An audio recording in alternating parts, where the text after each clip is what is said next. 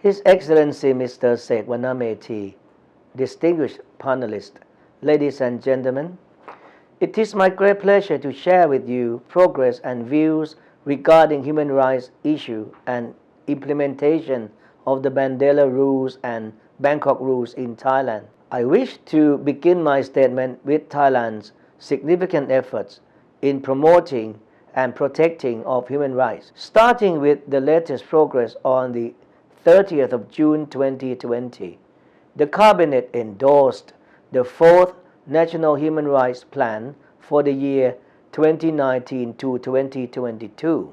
This plan is a key policy framework for human rights at national level to ensure commitments of the Royal Thai government to guarantee the enjoyment of human rights for every individual. Moreover, the Cabinet has also approved the Prevention and Suppression of Torture and Enforced Disappearance Bill in its principle, which is to ensure Thailand's compliance with the obligations under the Convention Against Torture and other cruel, inhuman or degrading treatments or punishment, and the International Convention for the Protection of All Persons from Enforced Disappearance. In parallel action, the National Committee for Managing Cases relating to torture and enforced disappearance has been established to promptly investigate and follow up allegations of torture and disappearance, to redress if a violation is founded,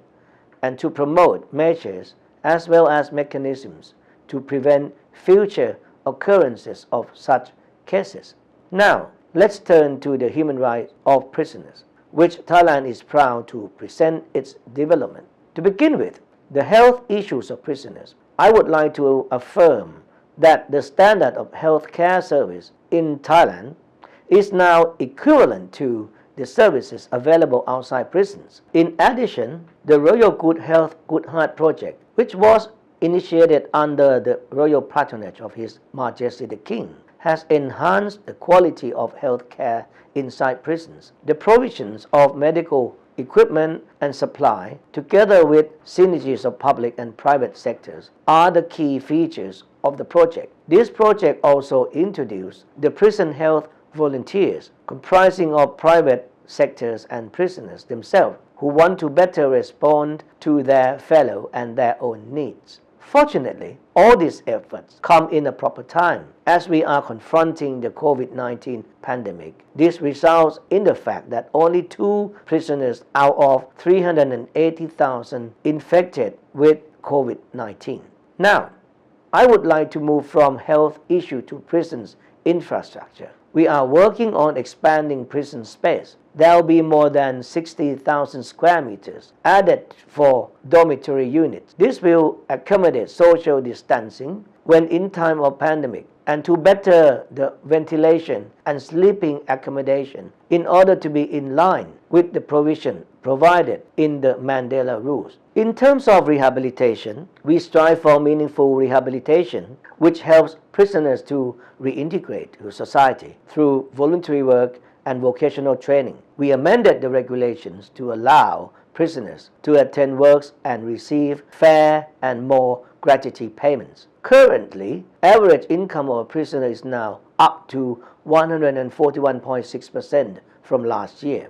In order to make our efforts sustainable and to promote access to employment for ex-offenders, the National Commission for Justice Administration Management approved Criminal Record Bill with the main purpose to improve the collection, management, and measure for revealing the record to not stigmatize the ex-convicts in order to give them a fresh start of their new lives. Besides, since the 23rd of June 2020, Thai government has enacted the royal decree to grant tax incentives for companies and any juristic partnership which hiring ex-convicts with the purpose to induce business sector to hire more ex-convicts and to offer them more chances to earn the living by themselves. What I just mentioned are examples of Thailand developments on human rights. Thailand would like to reaffirm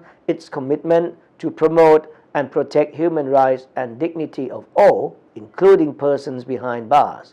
We believe in human-centered approach and we stand ready to share our experience and to cooperate with international community so that no one is left behind. Thank you very much.